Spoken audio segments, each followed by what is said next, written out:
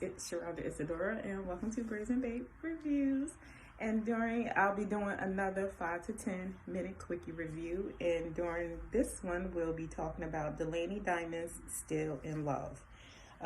This is a cover of the book. I actually showed y'all cover of the book this time. Well, I'm doing one of these. I never did that before. I don't know why I find that so funny. This is a novella length book. This is what we would call a second chance romance, and this is also an interracial romance. For the most part, I really did like this book. I thought it was a well done novella. We have this married couple who are 3 years into their divorce, and the wife is Nadine and Cortez are the name of the people in this relationship.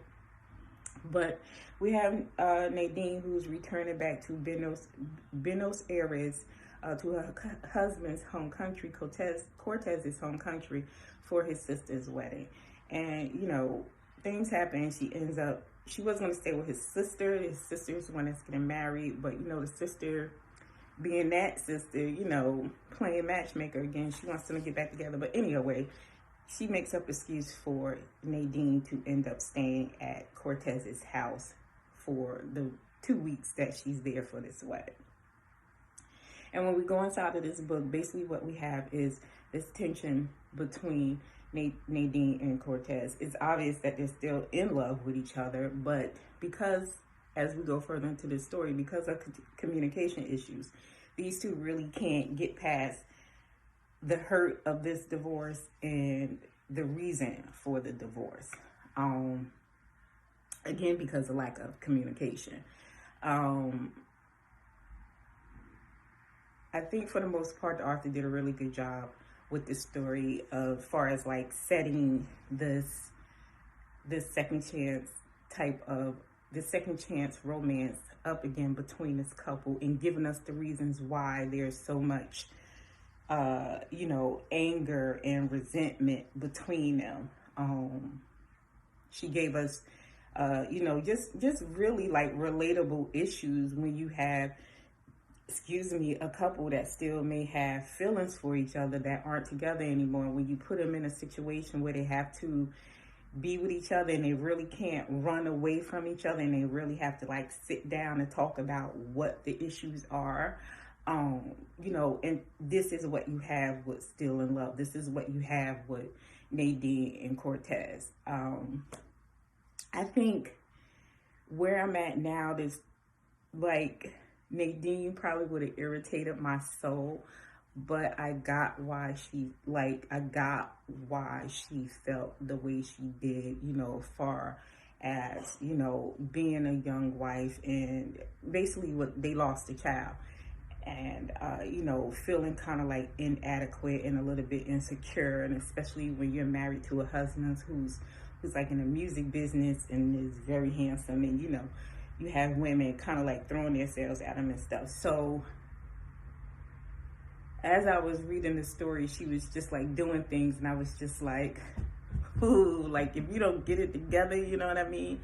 But again, I understood like where she was coming from and why she felt the way she did, especially after losing their second child. You know what I mean? Especially after they were trying so hard to have another child, and to go through something like that. It's just, you know, sometimes you can't come away from that. And sometimes you get a little bit selfish and you're thinking about your loss and your feelings and what you're going through. You're not particularly thinking about your partner's feelings and how he may be feeling and how he may be suffering as well too. Sometimes you're just not doing that, and it's not done on purpose. It may be an indirect thing, but it is being done. And that's what was going on with Nadine inside of this book. And Cortez, he was a good dude. He was a good husband, but because he knew the way that his wife felt, she made she made a point in the book that he didn't fight for her and the daughter to stay in Buenos Aires. You know, he didn't fight for them. And he felt like if I would have did that, that probably would have pushed you away further. You know what I mean? So he was a really good dude. he loved his wife. He wanted his wife back. He wanted his family back, but he didn't want to pressure her into anything. So I got his point of view as well too. But you know, I was really rooting for him like in the beginning of the book, because I was like, man, she a goddamn trip. I don't know how. You know, I was thinking like that. But as you go further inside of the story, again, you see that these two really weren't communicating. They both grieved differently. He buried himself inside of his work, and she, you know, just buried herself inside of herself. And they just weren't talking about the loss of this child and what was going on with their marriage and stuff. So again, I think Delaney Diamond did a very excellent job with this story. Again, just setting up the tension and the issues between this couple. And, you know, especially when they come back together and they realize that, you know, there's something still here. What are we going to do about this? Are we even going to try? And I like that she added like a little extra type of an issue inside of the story before it ended. And just when you think, you know, they're about to get it together and they're about to be like, okay, we'll try this again, this other issue comes up and you're like, ooh, you know what I mean? Like, damn, what's going to happen now? You know, but we do get a happily ever after and still in love. I think it's a cute, well done novella. Like I said, an hour read, you know, something you can just breeze through if you're taking breaks in between long books and stuff like that. You know what I'm saying? Does have some serious undertones. You know what I mean? Trigger warnings like, again, loss of a child, you know, depression, mentions of depression, and, you know, and things of that issue. So you have, like, you know, some trigger warnings going on inside of this book as well. But again, it's a well done story, well written story. And I liked it.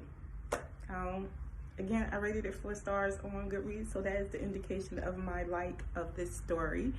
So if you're so interested, click it up. It is available on Amazon, and that's it for me. So until the next one, later days.